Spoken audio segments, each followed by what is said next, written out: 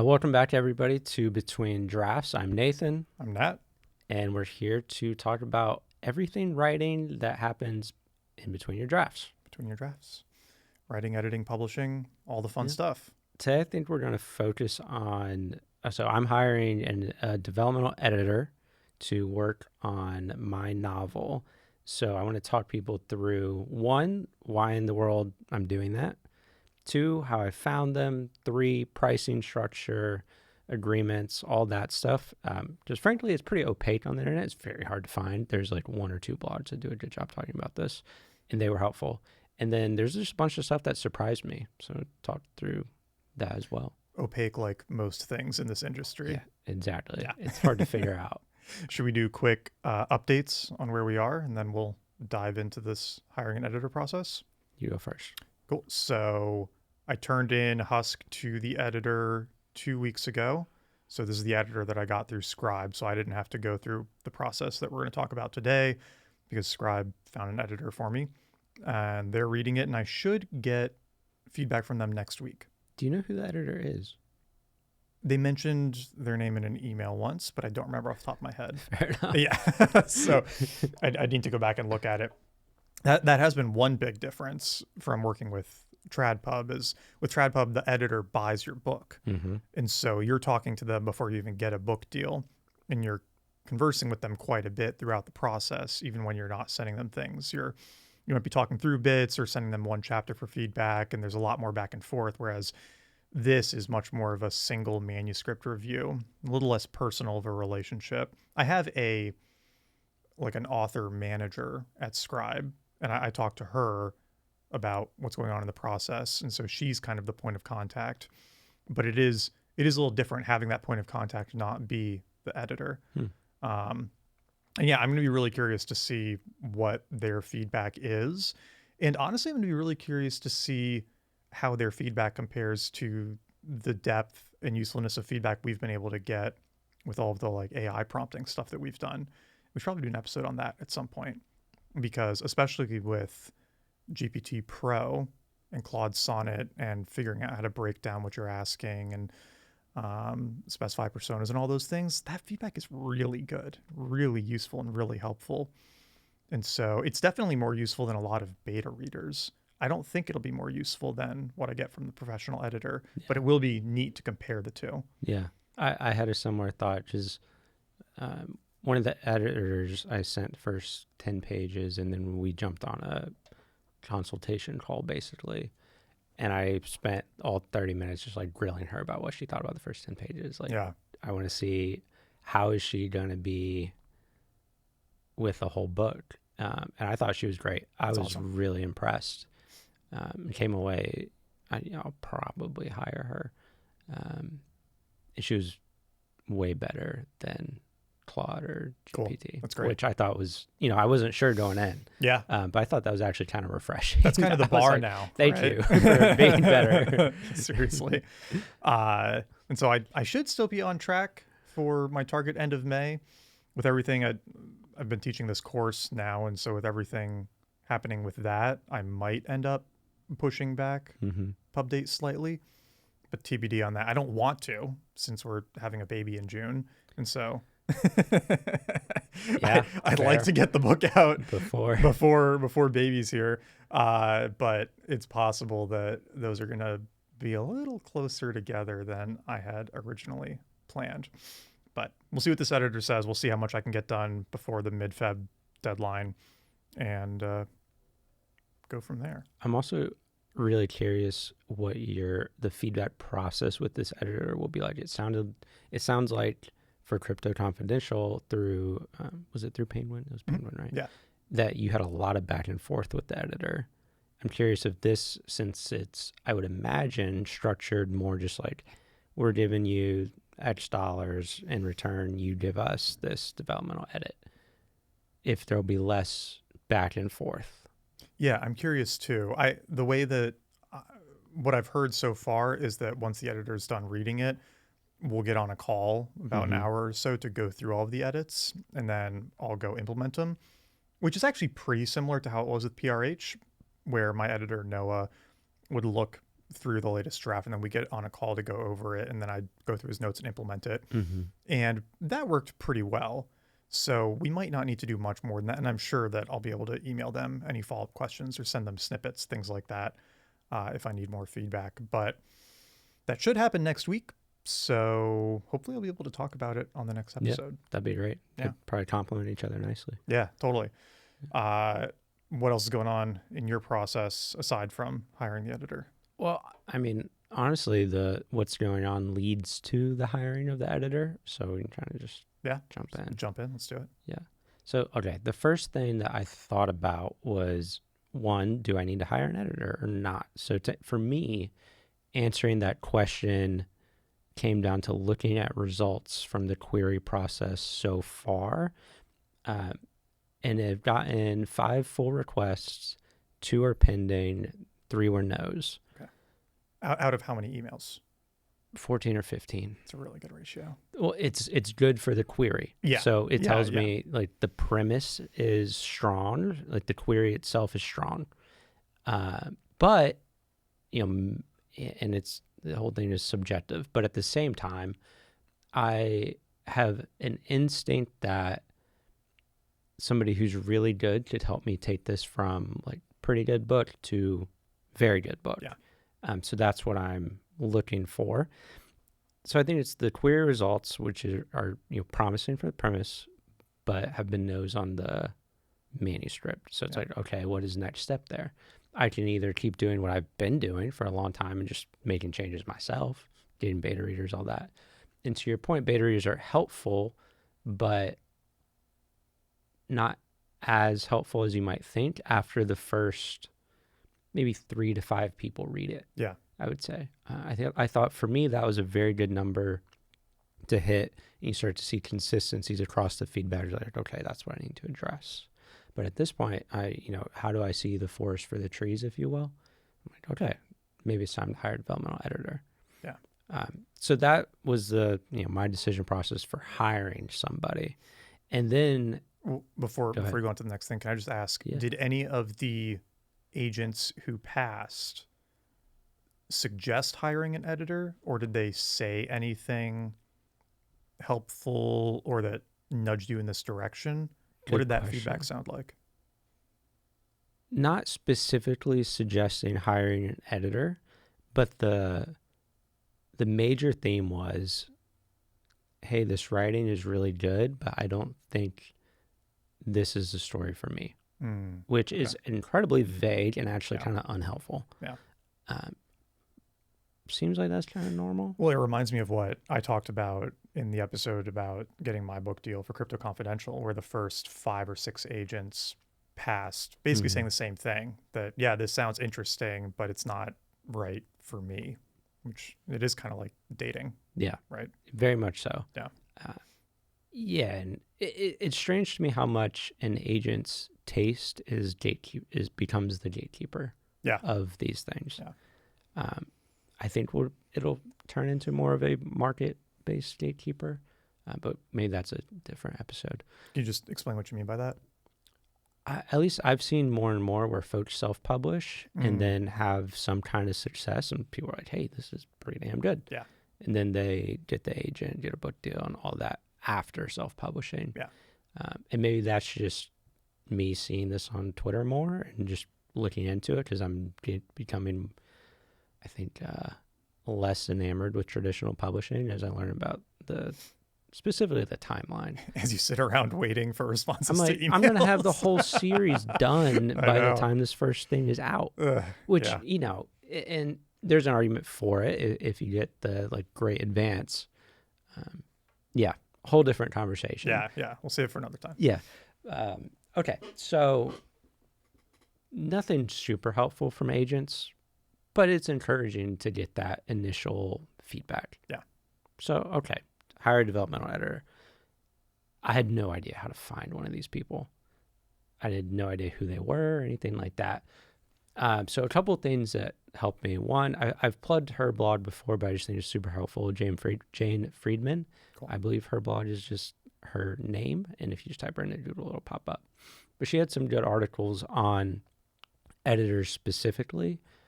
some who she recommended, and then there was one that was written by a trio of editors that gave kind of their perspective on what developmental editing actually is. That was very helpful. I'd recommend finding that. I can actually just find it and put it in the show notes, so that's easier for people. So that was the first place I started. That's usually where I go to start when I don't know, is her blog. It's pretty good. It's really good. So then from there, I came away with maybe 2 or 3 people to find, because it's, I wanted to find somebody who focuses on fantasy fiction, ideally for adults, and had great experience doing that at one of the big publishing houses. Yeah. So the Big Five. That was what I was looking for. I didn't want somebody who's been a freelancer their whole career, all that. They might be great, but I if I'm spending my money on it, I want to be 99.9% sure that I'm going to get a great product in return. And their feedback is probably going to be a little more from the lens of, this is what a Big Five publisher is looking to buy. 100%. And they have all those connections within the publishing houses. If they, like a few of the people I've talked to, worked for 20 to 30 years at these places. That's cool. Which is great. Yeah. And that was one of the things that surprised me, was you can find somebody with this insane level of experience who worked on books that you would recognize. Yeah. One of the ladies was at Del Rey for a long time, led their publishing, worked on Hyperion. Yeah. I thought that was so cool. Excuse me? What? Things like that. She's in the acknowledgments for Hyperion. And you can just hire these people. Right. It's pretty cool. And that doesn't, that's not true for every developmental editor out there. I didn't do this, but now I'm thinking maybe I should just cold email people who I can't find if they do freelance editing, but who are at these places, who have worked on a Will of the Many, on a Shadow of Empire, on whatever. And just be like, hey, I'll hire you if you want. Like, I don't know if you're looking for freelance work, but you're clearly tapped in the market. I'll just hire you. My agent, David, said that there are a lot of editors at Big Five publishers who will do editing under the table. I believe it. But they can't advertise it because, they don't want it to appear to conflict with their normal work. But yeah, if you reach out to them, they're often down. And if they do one book a month and charge $5,000 for it, you're getting an extra $60K a year. And they don't get paid very much by the publishers. And they have to live in New York. Yeah. It's an expensive city. Oh God. It's such a rough combination of, it's really hard to get one of those jobs. You have to be really good. The publishers don't pay them enough. And then, you have to live in New York City often. So it's a pretty rough combination. Yeah. And they're super talented people. Yeah. So, if you can build a side business that makes you an extra $3 to $8K a month, hell yeah, seems like a good idea. Absolutely. So definitely found that. And I was talking to this one lady, and she actually said that some of her main clients are agents who will basically recommend their authors work with these developmental editors, because the idea of developmental editing has moved away from the publishers doing it themselves for fiction, especially if you're not a lead title. If your experience with Crypto Confidential, you got a really nice advance for being a debut author. So my guess, I'm curious what you take is, but you got much more time with Noah than somebody who didn't get that advance. And it was nonfiction, so I'm sure there are differences. No, I know that the amount of time and attention I got with Noah was unusual. Even for other 6-figure advances, a lot of people don't get that much help from their editor, in part because they don't ask for it. I wanted to get a good amount of help, and so I requested it. Noah also cares a lot, and so that makes a big difference. But there is also... He seemed really good. Yeah, he was great. But there is also the element that you just mentioned, maybe even more so in nonfiction, of expecting the author to hire a developmental editor throughout the whole process and have them do a lot of the work. Tiago Forte has talked about this with Building a Second Brain, where he hired a developmental editor to help him, starting with the proposal and then through the whole writing of the book, outside of his deal with Avery. I think it was Avery. And that developmental editor ended up costing $120K all in. Hell of a job, right? How? That's what they charge for these business nonfiction developmental editors. Maybe I'll start doing that. Yeah, right. I mean, you've got to be the editor who's doing Atomic Right. Habits and Subtle Art and all of those books. But if you're working on that tier of business book, you can charge that much because most of the people doing those books have a business behind the book that they're using Totally. to fund producing it. And so I think Tiago said they invested 300 or 400K in the Building a Second Brain book between editor, marketing, I think mostly editors and marketing Yeah. stuff, which is a lot Yeah. to put into it. Did he self-publish? No, Avery. I'm pretty sure it's Avery, I didn't know that was which a is publishing part house. of PRH, Okay. if I'm remembering correctly. It's Cool. hard to keep them all straight. There's too many of them. Yeah, there's a lot. Yeah. All the imprints. There's a A ton. lot of imprints.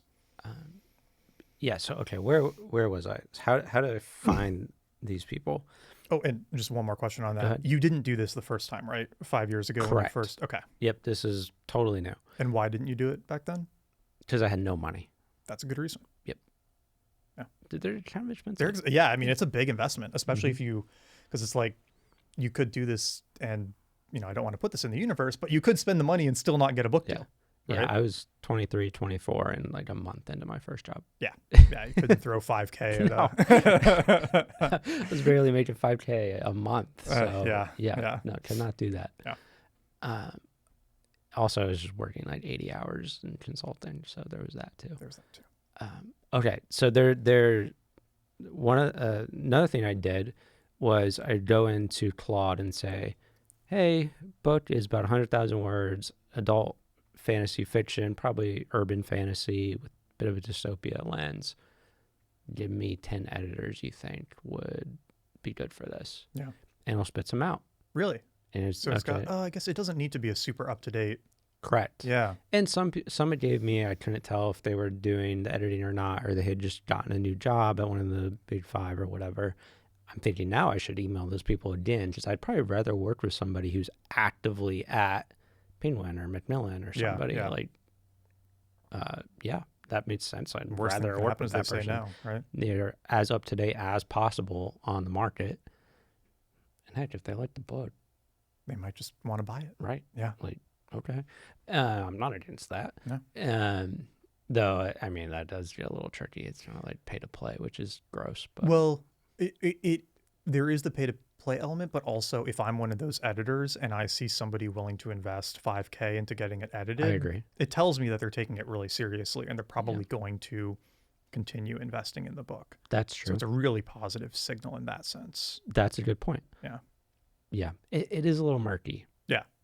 But there is also the pay to play element. Yeah. Which, I really don't like. Yeah. But here we are. Okay. So Claude was helpful.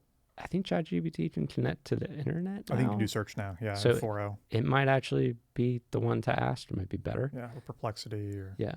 And even, if you don't like the 5 or 10 it gives you, you just say, all right, give me Give me 10 more. more. Be like, I literally just thought, these are bad, give me more. Yeah. And it gives better results. Grok might have good results too. I Since it just- has all the Twitter. The data. UI is so bad. I Oh, just you don't can't. like it? I don't like it. Do you like it? Do you I like it. They have their own site now too. Oh, that's good. You can just go to grok.ai, I think. That's better. And I do like it for doing this kind of research because it has all of the Twitter history. So it's That's super up nice. to date. Yeah. It's interesting to me that he didn't make it part of Twitter. It's a separate company.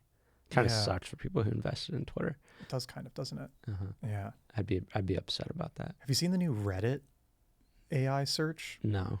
Reddit launched a search front end that uses like an LLM augmented by Reddit results.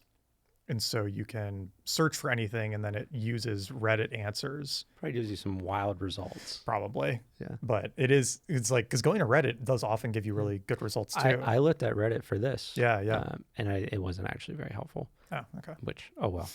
There's another site called Reedsy Mhm. that is specifically freelancers related to book stuff. Cool. I found this late in the game, but if I'd found it earlier, I might have hired somebody off there. It seemed good. You have it's like Upwork or something for this specifically, and people will have testimonials. They'll have when they're booked out until, how many people they've worked with, their experience, all the stuff that are the questions that I would have been asking are on the profiles already, Cool.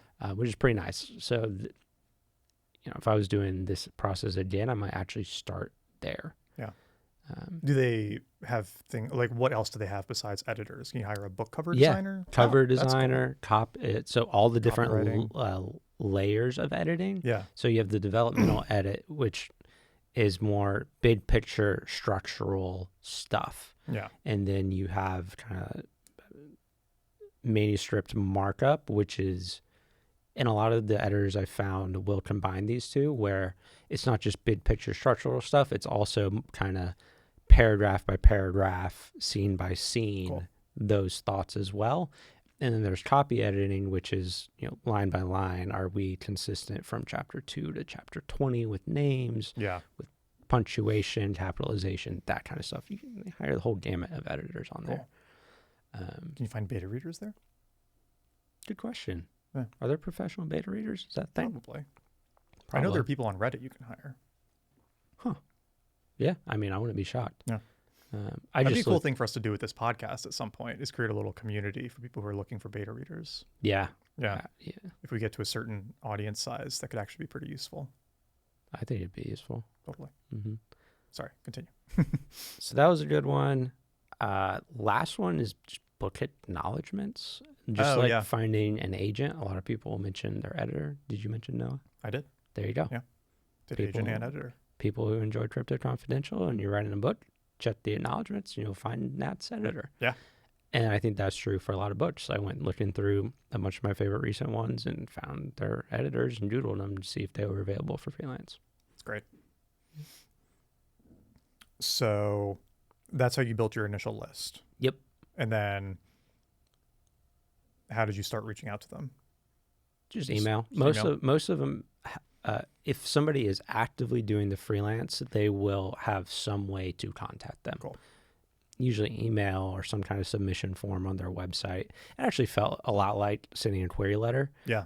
I watched a bunch of YouTube videos on this stuff, and many of these editors who used to be at the Big Five will actually turn people down who want to give them money. Yeah. It's a good so sign. it felt a lot like querying. Yeah.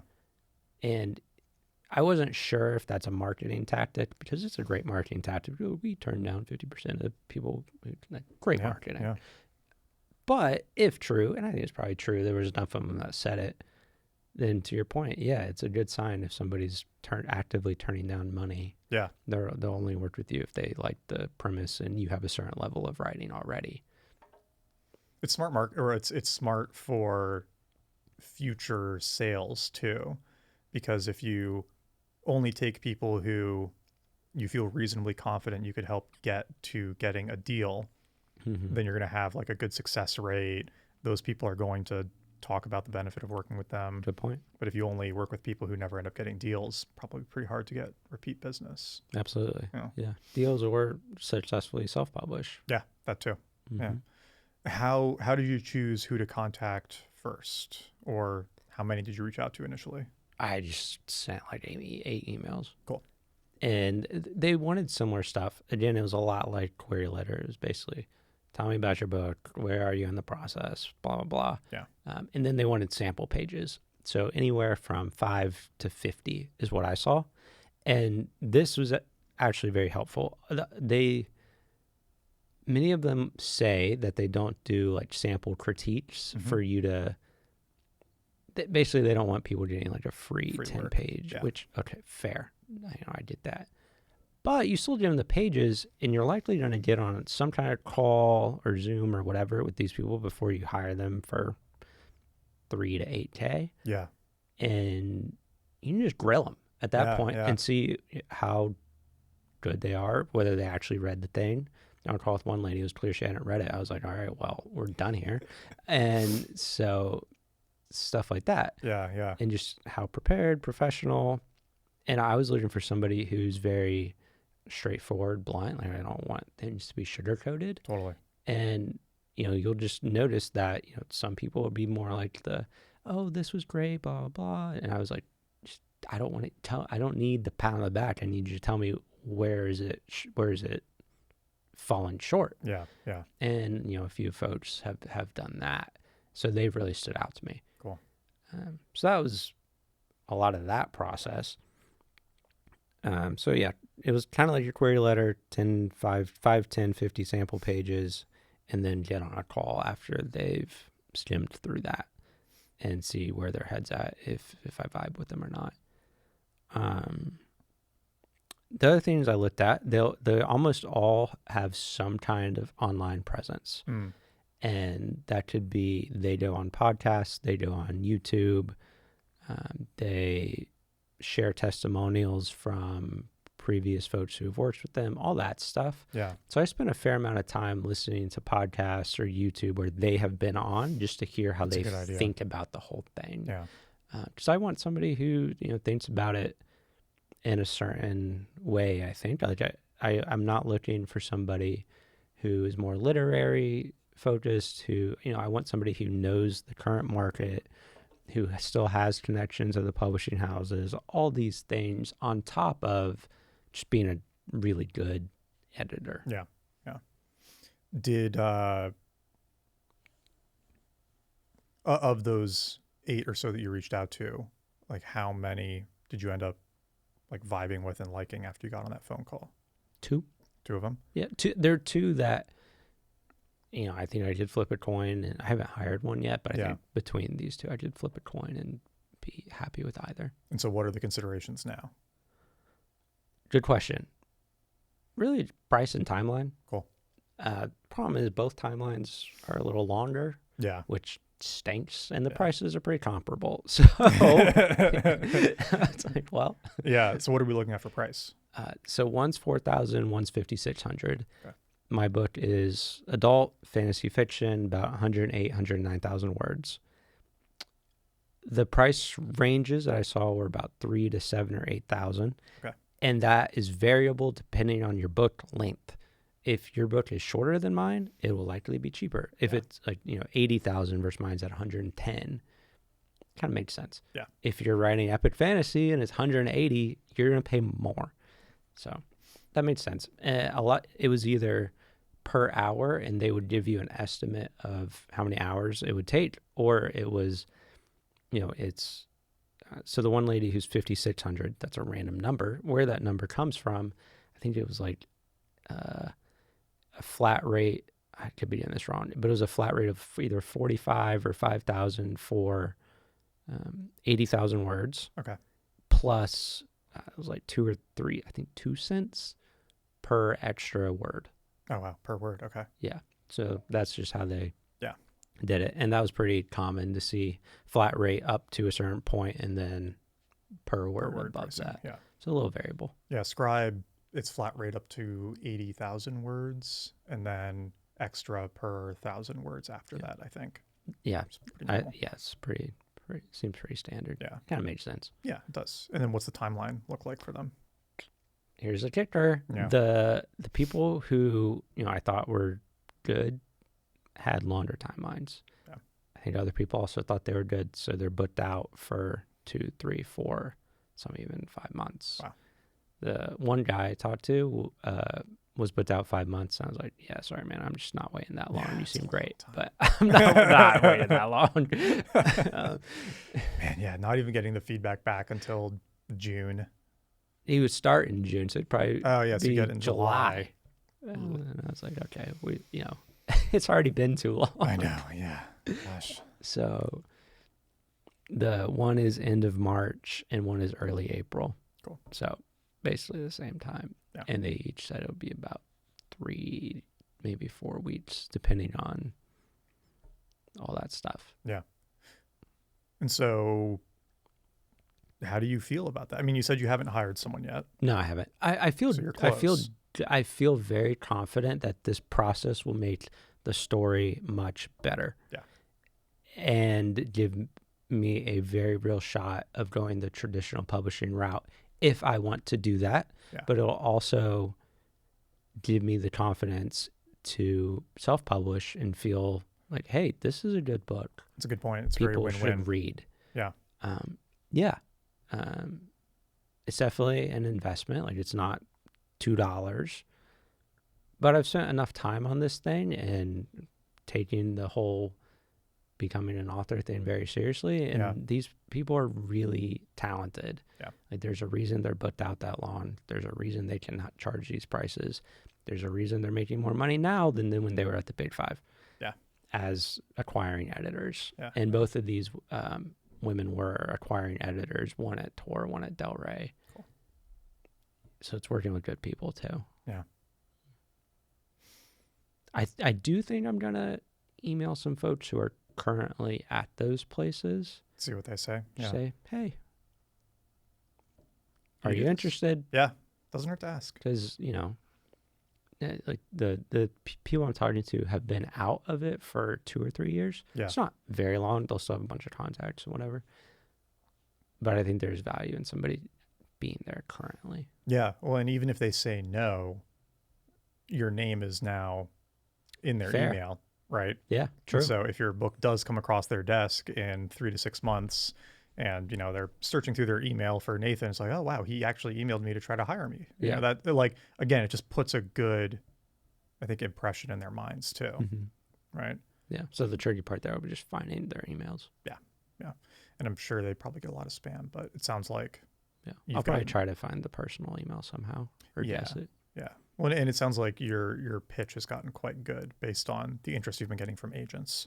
I think the premise is solid. Yeah. Yeah. What else? We went through pricing. Oh, okay. Let me move to things that surprised me. Yeah. Yeah. And some of this will be repeat, but it was kind of hard to find these people. Really? Yeah, I think some of the good ones like aren't on Twitter. They're not. They don't. Are they on Blue Sky or?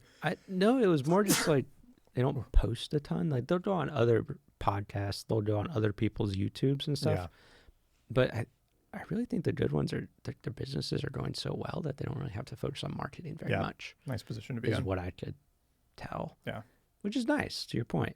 But it did make it a little hard to find if you don't, and what would be really nice is if we worked with somebody, it goes really well, and then I know, hey, I hire them again for book 2.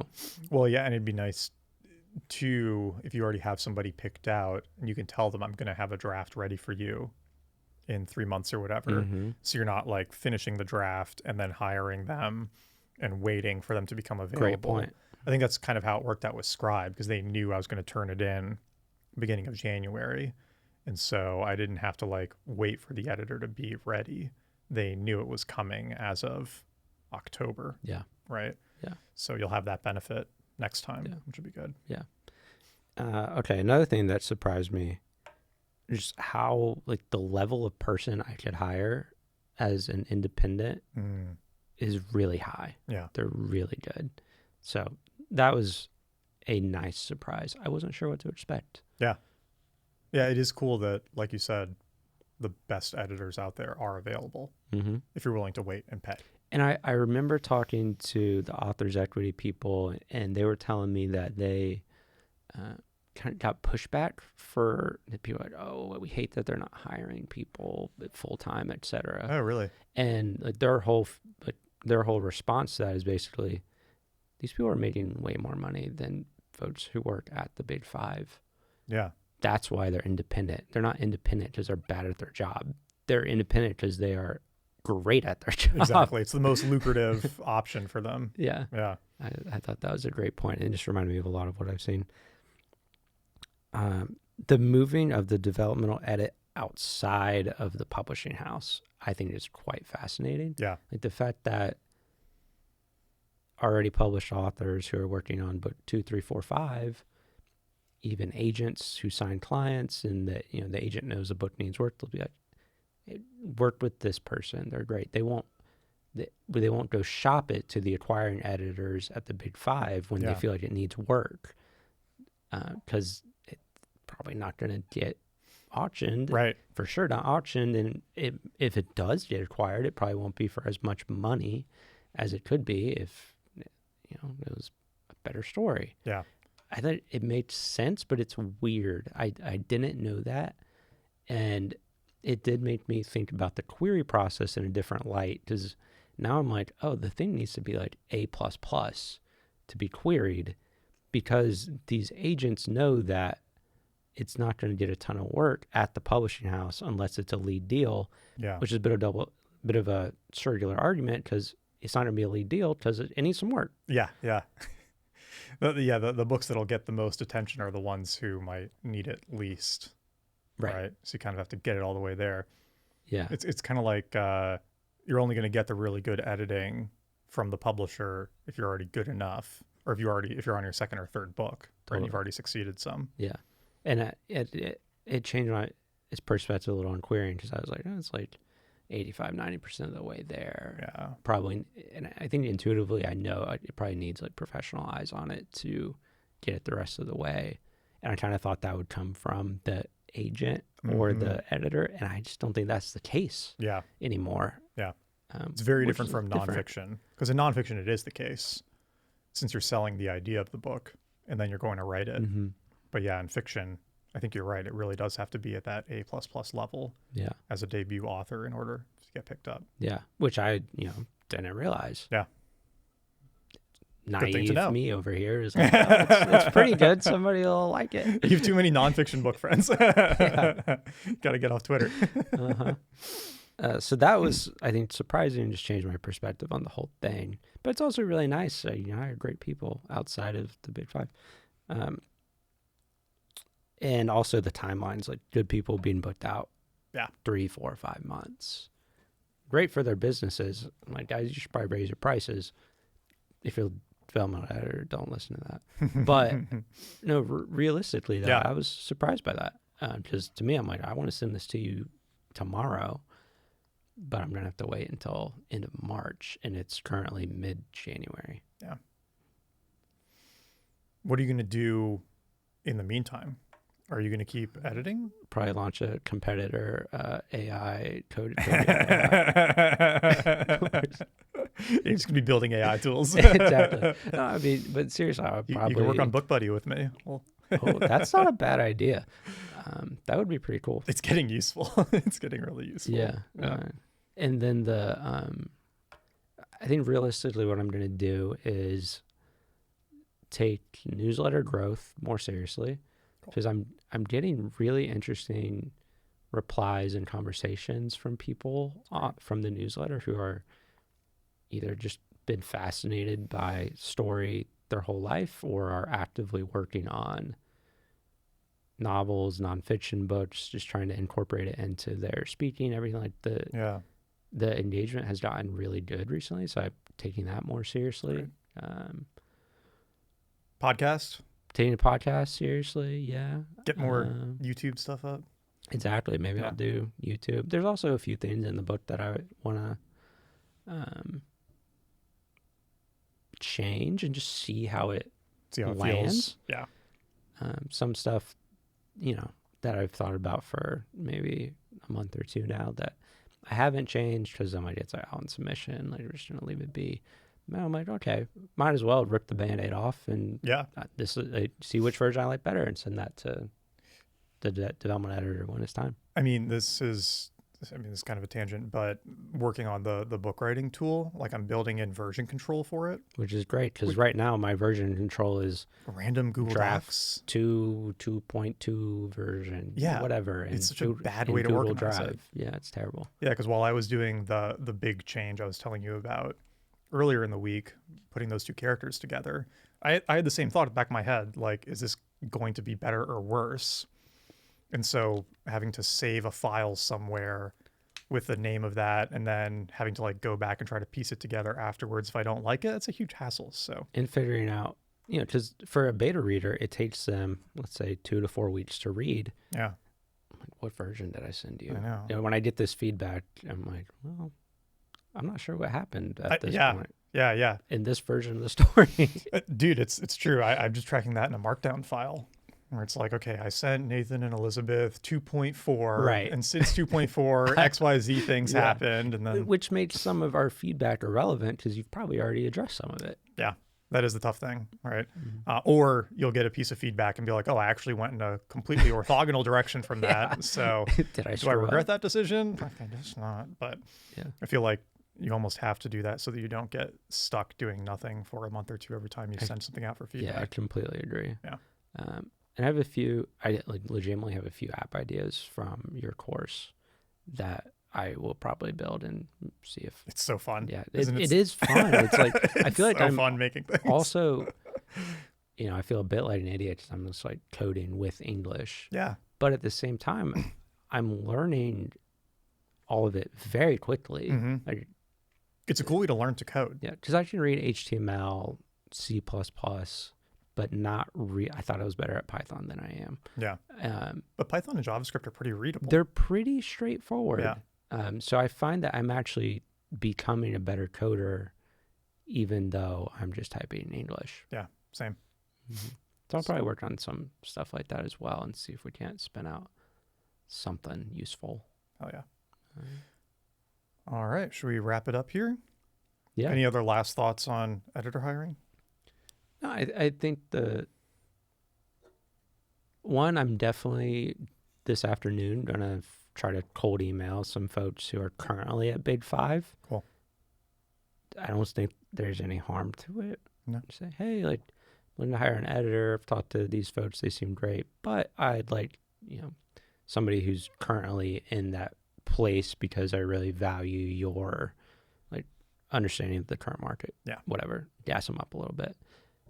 So I'm going to do that and then probably wait a couple days, see if I hear back. And then if I don't hear back by like mid next week, I'm just going to hire one of these two editors because I don't want the wait time to become until May. Yeah. Makes sense. Mm-hmm. All right. Well, if you enjoyed this, please be sure to subscribe wherever you get your podcasts. The video is on YouTube. If you're not watching on YouTube, you can just search Between Drafts pretty much anywhere and you'll find it. You can get the show notes for this episode at betweendraftspod.com, where you can also join the newsletter and we'll share bonuses from the episode. I'm most active on Twitter at NatEliason. NathanBall27. Twitter is also preferred. Cool. And I think that's it. We'll Sweet. see you. Oh, go ahead. I was just saying, sweet. Thanks. Yeah. We'll see you next time.